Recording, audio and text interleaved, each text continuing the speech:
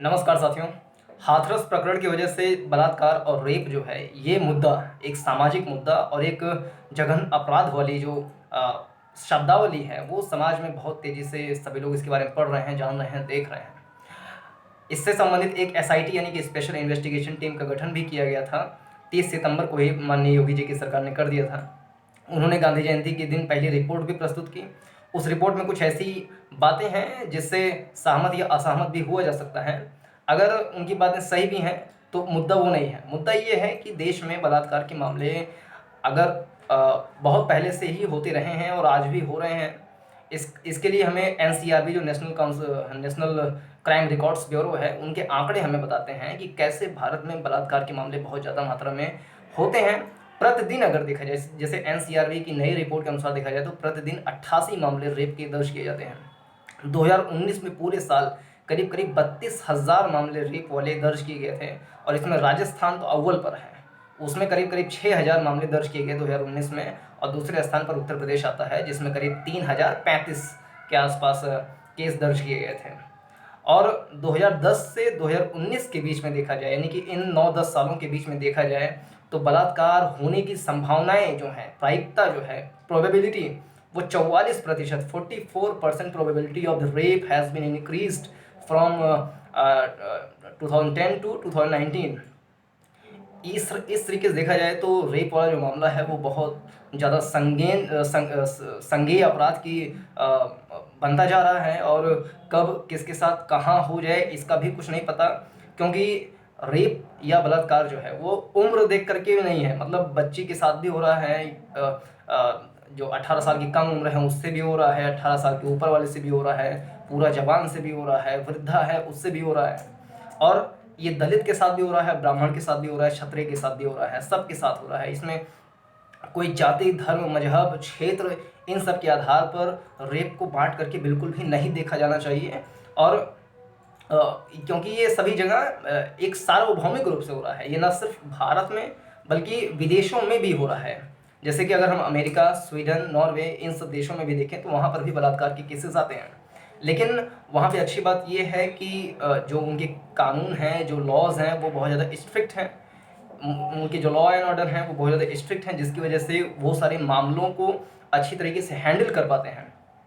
अगर अमेरिका की बात करें तो एक रिपोर्ट में जो कि दैनिक जागरण में छपा था उसके अनुसार 12 साल से 16 साल की उम्र की करीब करीब 83% लड़कियां, 83% of the girls between 12 to 16 किसी न किसी कारण से, किसी न किसी रूप में यौन उत्पीड़न की शिकार हुई हैं।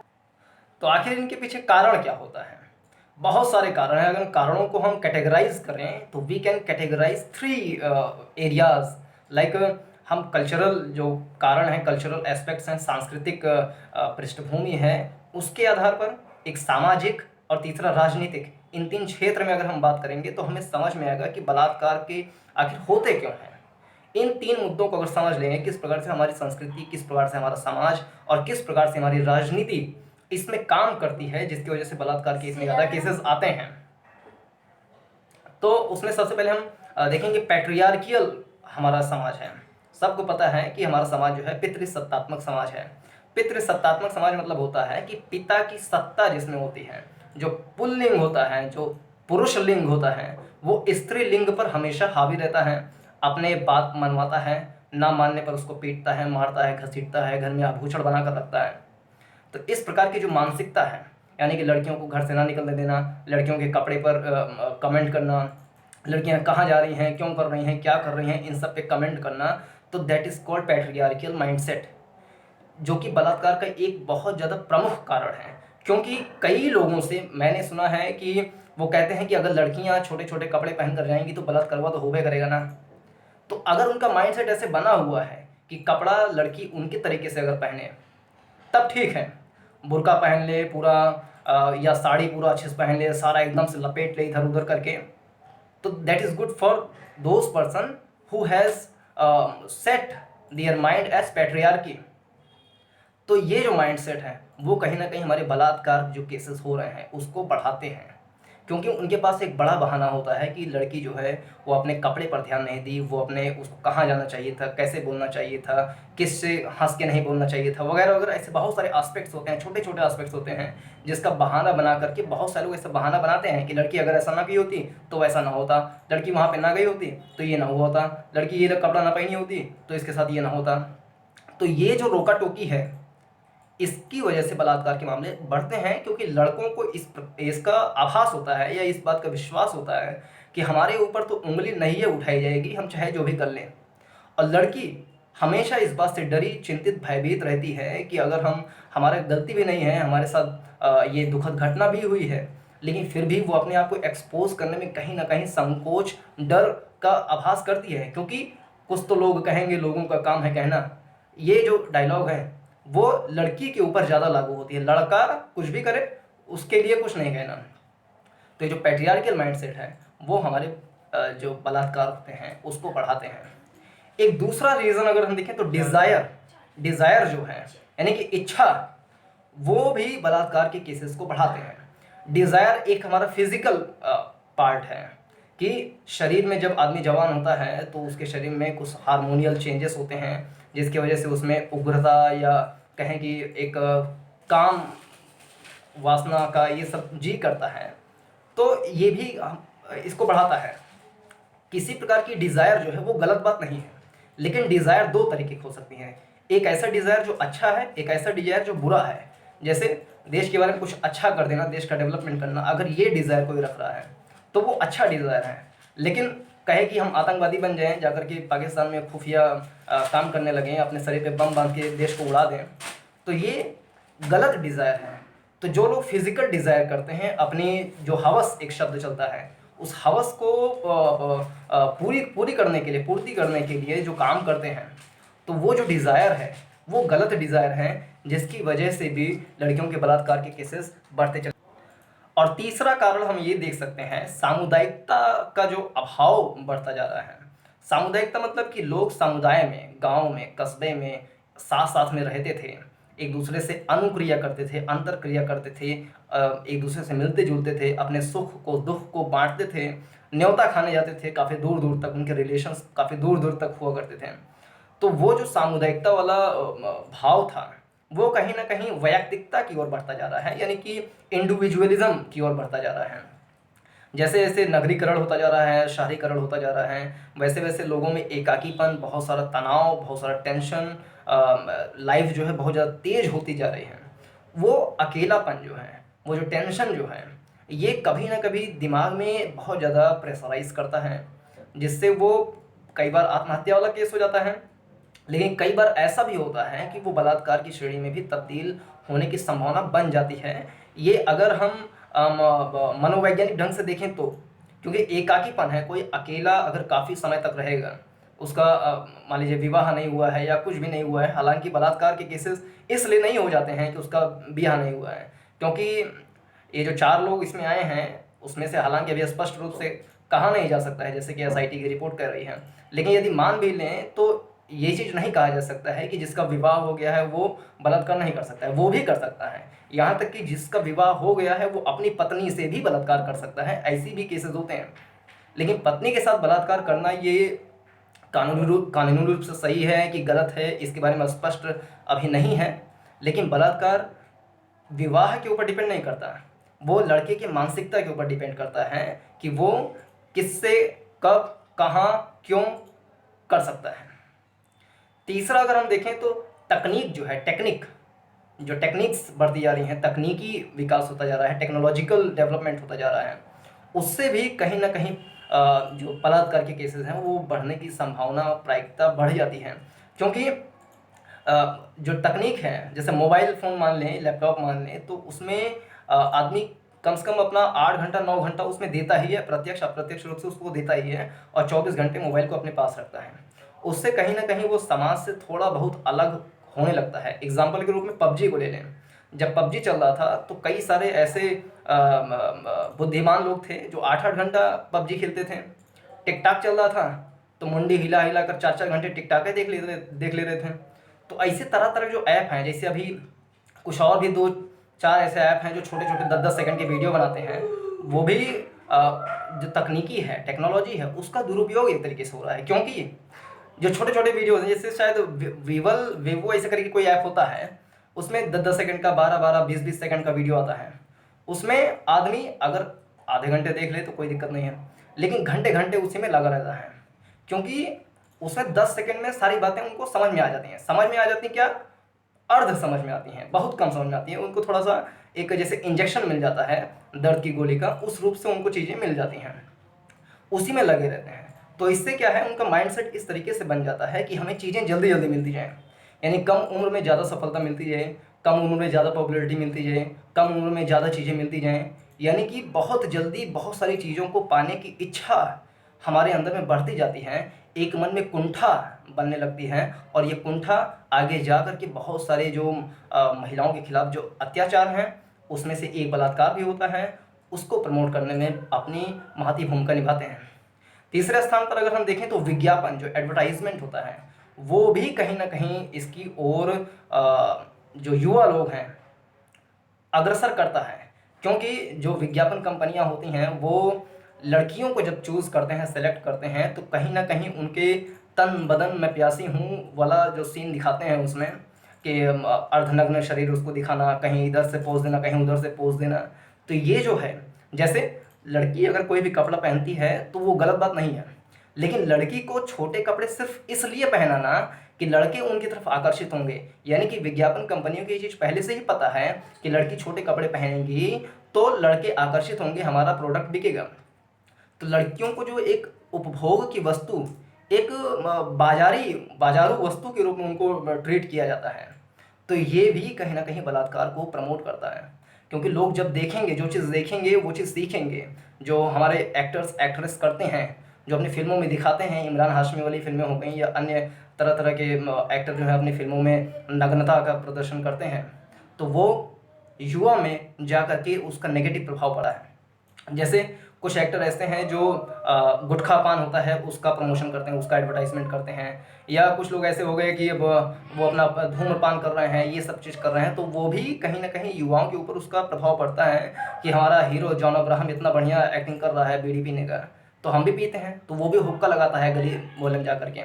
तो इसी तरीके से जो बहुत सारे गलत काम हैं, जो कुकर्म हैं, उसमें से एक बलात्कार भी है, जो कि फ़िल्में, पोर्नोग्राफ़ी, इन सब को देख कर के भी मन में आता है, जिससे इस प्रकार के केसेस बढ़ने की संभावनाएँ बढ़ जाती हैं। तीसरे स्थान पे हम देखें तो पाठ्यक्रम, जो हमारी पढ़ाई है, शिक्षा जो है, एजुकेशन, उसमें भी सुधार करने की आवश्यकता ज़रूर करनी चाहिए। क्योंकि पाठ्यक्रम में जैसे महिला केंद्रित, नारीवादी केंद्रित, या महिलाओं की भूमिका से संबंधित, महिलाएँ इतिहास में किस प्रकार से काम की हैं, तो वो सारी चीज़ें जब अच्छे से, महान व्यक्तित्व जो प्रोमिनेंट पर्सनैलिटीज़ हैं, उनके बारे में जब बच्चों को पढ़ाया जाएगा, उनके जो मूल्य हैं, मूल्यपरक शिक्षा दी जाएगी, वैल्यूएबल नॉलेज जब दिया जाएगा, तो उनके जो मूल्य हैं, वैल्यूज़ जो हैं, वैल्यू सिस्टम बढ़ेगा, तो वो इस ओर अग्रसर नहीं होंगे, उनका जो रुझान है, वो सही दिशा में बढ़ता जाएगा। इसके अलावा राजनीति भी बलात्कार को बढ़ाने में बहुत ही मुख्य भूमिका निभाता है। जैसे मान लीजिए कि उत्तर प्रदेश में कोई केस हुआ, हाथरस में मान लीजिए कोई केस हुआ, तो उसमें राजनीतिक पार्टियाँ, जितनी भी विपक्षी राजनीतिक पार्टियाँ हैं, वो अपने-अपने प्रतिक्रिया देना बिल्कुल सही है, हर चीज़ सही है, प्रतिक्रिया दिया जाना चाहिए, विरोध किया जाना चाहिए, आंदोलन किया जाना चाहिए, विरोध प्रदर्शन किया जाना चाहिए, सब कुछ सही है। लेकिन जैसे राजस्थान का कोई व्यक्ति है, वो हाथरस वाले मामले में सिर्फ़ इसलिए बयानबाज़ी कर रहा है, सिर्फ़ इसलिए विरोध कर रहा है, सिर्फ़ इसलिए गिर-गिर जा रहा है मीडिया के सामने, उसको खुद बुला-बुला करके, भैया कैमरा जो है थोड़ा मेरे मुँह ना मारो, हम गिरने जा रहे हैं। क्योंकि वो हम गिरेंगे तो हम लांछन लगा लेंगे कि फलाने ने हमको गिरा दिया। और वही व्यक्ति राजस्थान के अजमेर से आ रहा है, जबकि उसी अजमेर में बलात्कार का केस हुआ है, वो उस मुद्दे को नहीं उठाएगा क्योंकि वो वहाँ से ताल्लुकात रखता है। उसकी पार्टी जो है वहाँ पे सरकार बनाई हुई है, तो वो अजमेर वाले मुद्दे को ना उठा करके हाथरस वाले मुद्दे को उठाएगा। इस प्रकार से मुद्दे अगर कहीं के भी हों, सभी के मुद्दे उठाना चाहिए। कहीं के मुद्दे को दबाना जो है, वो राजनीतिक रूप से थोड़ा-सा लाभ भले दे सकता है, लेकिन नैतिक रूप से, क्योंकि जनता सब जानती है, जो पब्लिक है सब जानती है। पुराना गाना भी था, ये जो पब्लिक है वो सब जानती है कि कौन दिखावा कर रहा है, कौन सच में काम कर रहा है। इसलिए कहीं के मुद्दे को दबा देने से ये नहीं है कि किसी को कुछ नहीं पता है, सबको सब कुछ पता है। तो जो करतूत है, जो राजनीतिक छिछला राजनीति है, सस्ती राजनीति है, वो सभी को पता चल जाती है। तो कहीं के मुद्दे को दबाना, कहीं के मुद्दे को उछालना सिर्फ इसलिए कि वहाँ पे हमारी सरकार नहीं है, यहाँ पे हमारी सरकार है तो उसके मुद्दे को दबा देना। अभी 2-2, 3-3 बलात्कार केसेस राजस्थान में आए थे, वहाँ के मामले में कोई ट्वीट भी नहीं किया वहाँ की जो सरकार वगैरह थी, बल्कि दबा रहे हैं केस को, यहाँ के मुद्दे को उछाल रहे हैं। तो ये जो सस्ती राजनीति है, बलात्कार के केस में अगर राजनीति, सस्ती राजनीति की जाएगी, स्वच्छ राजनीति, स्वस्थ राजनीति अगर की जाएगी, हेल्दी पॉलिटिक्स की जाएगी तो सही है। लेकिन सस्ती राजनीति अगर की जाएगी तो ये बलात्कार को प्रमोट ही करेंगे, क्योंकि लोगों को पता है कि अगर हम ऊंची जाति से हैं तो फलानी सरकार कुछ नहीं बोलेगी, अगर हम मुस्लिम जाति से हैं, जैसे बलरामपुर वाला केस हुआ था तो उसमें 2 चाचा भतीजे जो मुसलमान थे, तो उसके बारे में कोई भी नहीं बोला। राहुल गांधी उसमें कुछ नहीं बोले कि बलरामपुर में ऐसा हो गया। क्यों? क्योंकि वहाँ पे 2 मुसलमान लोग बलात्कार किए थे। तो ये सस्ती राजनीति है कि मुसलमान बलात्कार कर दें तो उसके बारे में ट्वीट भी ना करना, दलित के साथ कुछ हो जाए तो उसके बारे में चक्का जाम कर देना। तो जो सस्ती राजनीति होती है तो उससे लोगों को पता चल जाता है कि अगर हम फलाने जाति से ताल्लुकात रखते हैं तो फलानी सरकारवा कुछ बोलबे नहीं करेगी हमारे लिए, करो जो करना है, उछलो। तो ये बलात्कार को प्रमोट करने में अपनी महत्वपूर्ण भूमिका निभाता है। अगले नंबर पर हम देखें तो कानून व्यवस्था जो है, लॉ एंड ऑर्डर जो है, उसमें भी पुलिस की लचर व्यवस्था जो है, कानून, सख्त कानून की कमी भी हम कह सकते हैं। क्योंकि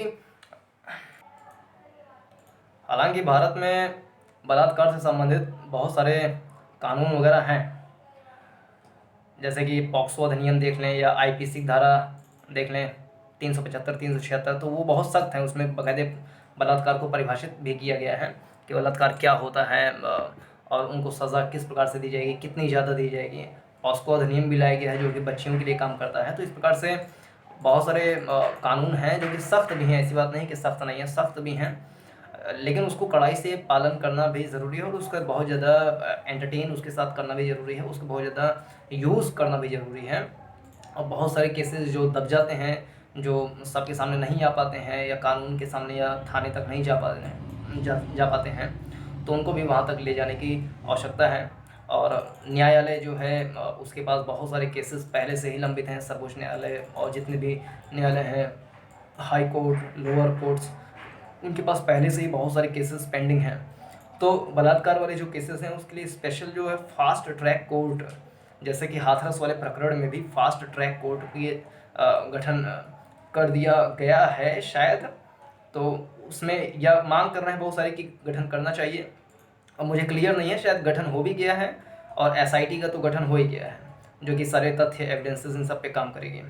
तो ये जो तत्परता है कि फटाक से एसआईटी गठन कर देना, फटाक से फास्ट ट्रैक कोर्ट का गठन कर देना, तो जब जल्दी से न्याय आ जाएगा, जल्दी से जस्टिस मिल जाएगा, तो बलात्कारी को इस बात का मतलब डर भी कहीं ना कहीं रहेगा कि अगर हम कुछ गलत काम करते हैं तो न्याय जो है, जस्टिस बहुत जल्दी मिल जाएगा और हमें सज़ा बहुत जल्दी मिल जाएगी। क्योंकि निर्भया वाले कांड में 8 साल 10 साल लग गया था, तो उसमें जो आरोपी होते हैं या अन्य जो आरोपी हो सकते हैं समाज में, उनके में ये संदेश जरूर जाता होगा कि 8-10 साल लग ही जाते हैं तो कोई दिक्कत नहीं है। यानी कि न्यायालय अगर निष्ठुर रहेगी या मतलब मंद गति से काम करेगी या जल्दी जल्दी काम नहीं करेगी, तो कहीं ना कहीं ये भी बलात्कार को प्रमोट करने में अपनी भूमिका निभा सकते हैं, क्योंकि मन में ये चीज़ जाएगा ही कि न्याय मिलने में देरी होती है। तो ये कुछ प्रमुख बिंदुएं थी जिनके बारे में चर्चा करना था। इसके बारे में आप भी अपना राय दे सकते हैं कि और कौन कौन से रीज़न होते हैं जिनकी वजह से बलात्कार होता है और इसको रोकने के उपाय क्या क्या हो सकते हैं।